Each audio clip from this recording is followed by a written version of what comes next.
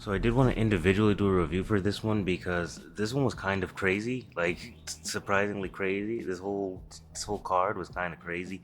The debuts of Bastion Infinite and Clay Cutler, they did very, very good. Like Clay Cutler plays to the crowd very well. Maybe Bastion Infinite could do that a little bit more, but honestly, the in-ring work, they did pretty good for what they've been trained so far. Honestly, that was really good. Pretty good back and forth between the two. And what they might not know is, even though this is their pro wrestling debut, they're teaching me, like, in their own way. They probably don't even know that. But yeah, I think they both played that match pretty well. They're both pretty decently sized guys, so they both worked pretty strong. I think that was pretty good. PJ Laurier and Johnny Robbie was very good. Very good. See, this is what I'm saying. When this one comes out, please watch this one. These two did so good. This show doesn't feel small at all. These two are very good opponents, surprisingly good opponents for each other. Johnny Robbie can kick. That is crazy. For someone wearing sneakers, obviously the Young Bucks and such, and Kofi, of course, but like, I do think it's very interesting when people wearing sneakers use the most kick-based offense, because you can throw them faster, I guess, because they're lighter on your feet, but you throw heavier kicks with heavier shoes. I guess you're lighter on your feet with sneakers. Makes sense, Johnny. And then it's like, on top of that, PJ is just a brute, isn't she?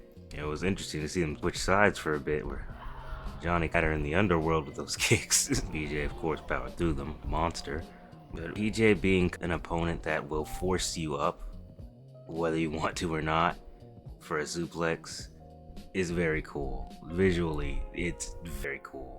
And again, fantastic hair on the both of them. But I really like the white in PJ's hair. I really like the white and silver locks. That's nice. Those two did fantastic. I really liked that match. I'm gonna watch that back for sure. I'm gonna watch the whole showcase when it comes out, but that one I'm gonna watch a couple times. Danger Ross and Zuka King versus Ray Rico and Movie Mike was very fun. That was such a fun match. Ray Rico is a great heel. Movie Mike is a great heel. Those two are so fun. They have great chemistry as a team. That's crazy. It's like they're both actively trying to outsmart their opponent by costing each other. But in the end, it still works out for them. Danger Ross and Zuka King are just two crazy powerhouses. Zuka strikes a lot more, but Danger Ross is just catching people, lifting people up as high as he can. Higher than probably the opponent expects to be. His spear to Ray Rico was nuts. Rico took that spear so well. That was just insane. Yeah, Zuka's really agile as well. That's a scary guy. I heard someone joking about it around me, but Ross definitely looked like a warrior here. He looked like the warrior. Remember, this was the match where my sound went out for a good chunk of it, and that happened at Revolution 2 at the most important points of the show, which of course it happens when they're talking the loudest and most in the ring. Because why wouldn't it happen? That makes sense, doesn't it? Yeah, Ray Rico hit a lot of his signature stuff. Like, he was taunting people. Movie Mike was yelling at people and doing his thing. These were all very fun matches. This one was extremely fun, character-wise. Just a bunch of personalities in the ring. It was so funny. Cordell vs. Giovannisci was really cool in ring. I feel like their styles clashed well. Cordell is definitely more a grounded striker, but of course his special is he's springboarding and stomping your head into the mat. And then Giovannici's constantly trying to get into the air or trying to shoot himself into the ring slingshot wise, and it can get cut off by this guy. This guy can cut that off with a strike, like a lariat or a knee. Giovannisci had some crazy pin attempts. I loved that. I absolutely loved that. He's more of a high-flying guy. You never really knew where Giovannisci was gonna try and get you from. I also think Cordell being more grounded makes his more athletic offense more special. Because he'll fight most of the match grounded, and then you'll see him standing moonsault. When it came to strike-based offense, Cordell definitely had Giovannisci in hell. But when it came to getting slightly off the mat, maybe flying a little, Giovannisci kind of had Cordell. But Cordell would get this one. It was very good. Casey Ferreira versus Onyx Amagi. I've sung both of their praises over the last 2 years, a whole bunch, a good few times. Onyx Amagi is like this really agile powerhouse wrestler, and Casey Ferreira is like this really agile striking wrestler. Onyx will get you up whether you want to or not, but he can cartwheel, he can kip up, he could, honestly, if he wanted to go off the top, he could, but he'll get you with a sliding lariat. And Casey's pretty much a technician, if you ask me. He's a high-flying technician. And you'd think these styles would be polar opposites, but they're two sides of the same coin. I think it was really cool. And then on top of that, we had Onyx attacking the legs and Casey attacking the arms. These are very good performers. These guys are actually top tier already. Scary. These guys should be on TV right now. Maybe they're close. Maybe they'll be on TV by the end of the year. Who knows? Hit and Vin Parker versus Alan Breeze and Stephen Borden. Vin Parker and Hit work very well as a team, which, being a like 6-foot agile striker and a 6'7", kind of fast powerhouse. I feel like that is a kind of team that often works. Like a big guy and a maybe not as big guy, but still a pretty huge dude. And then Breeze and Stephen Borden being a similar dynamic, with Stephen being 6'4", 240 or something like that, and Breeze being a little under that. They were kind of similar dynamics. Stephen Borden obviously isn't as heavy as Hit, but they still have that same 1 and 2 dynamic. I do like Vin Parker's approach of, if I can keep hitting this guy, why don't I just do that? He would just have him in the corner or on the mat and just keep face washing, keep punching, keep kicking, just like flurries of just stationary strikes. Honestly, based on the rest of his style, you wouldn't think he'd be the one to do that, but he is. And it works with him. I feel like Stephen Borden often singled out Vin Parker and Hit and fought them one-on-one each, except for the Stinger Splash moment where he did both of them. But when it came to Alan Breeze, he was fighting both of them at the same time, most of the time he was in. But yeah, Steven's still a year in, I think. But I think this is a good place for him to be. He's still getting there. He's one where he might have to learn a little differently. He's huge. Like, he's got really long limbs. He's gonna find himself in the ring, and he might be a threat to the industry. He's really, like, he's getting it fast. I will say, every match I've seen of Steven's, like, he can take strikes very well. He can take strikes really well. Yeah, I feel like for a guy his size, he bumps so good. Alan Breeze getting hit up for that German suplex was insane. That was a crazy moment for this match. I like that. That was another really good match. I think that one's gonna get a lot of attention because of obviously Stephen Borden's in it. But I'm kidding.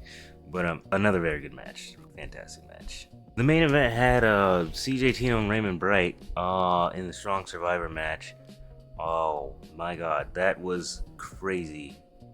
They both really went for it this time. I think it was last showcase they had a multi-man match, and it ended in a face-off between the two. I figured that the next showcase would have them face each other in the main event. Obviously, CJ Tino being the Strong Survivor at the time, that was a challenge in that face-off. But these two went for it. They really did.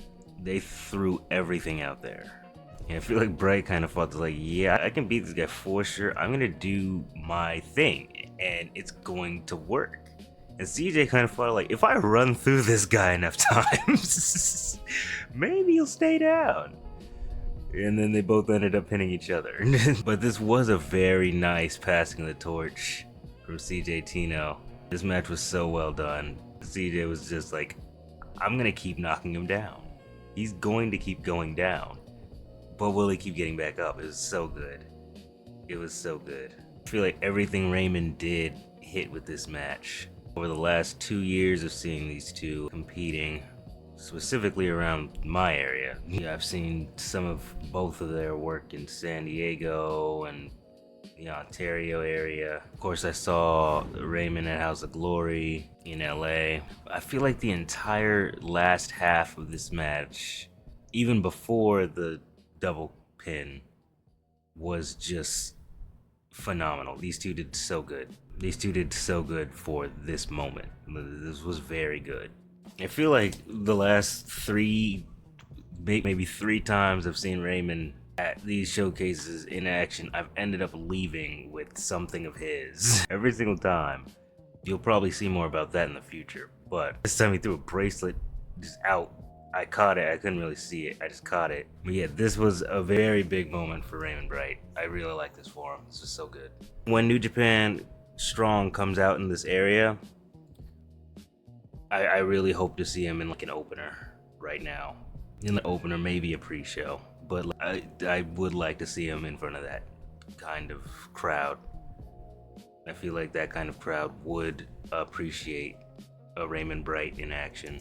It's interesting. I think that for anybody planning on getting in the ring, these showcases are a good learning tool. Because you're gonna see, can guarantee it, people ranging from maybe 6 months of experience to a year of experience to 5 years of experience to 10 years of experience. Like sometimes even 20, 25, 30 years of experience of rosters in the ring, of course.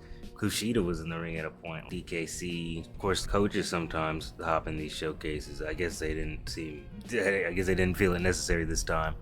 Because they just had pairings of people who graduated, which was cool. In my mind, if you are planning on getting into it, this would show you the spectrum of what you could learn in a certain amount of time, or just if you were refining yourself, what that might look like.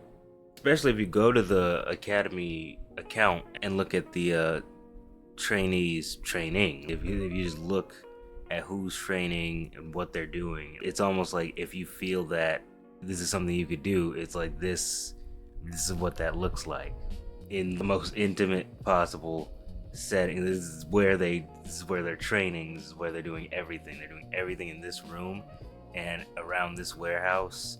And there's wrestlers of all levels that come to this exact spot to train, just practice, just anything. And there's a huge variety of styles that come out of places like these. There's other places like these that are smaller, maybe a little lesser known, heard of, but everyone starts somewhere. Every single one of the performers did so good this show. So good. Actually, so good. I think every single person on this card is a star, honestly. They all did really good. It looked like everybody enjoyed their time there. And like I always say, you never know who's next. You never know who's next.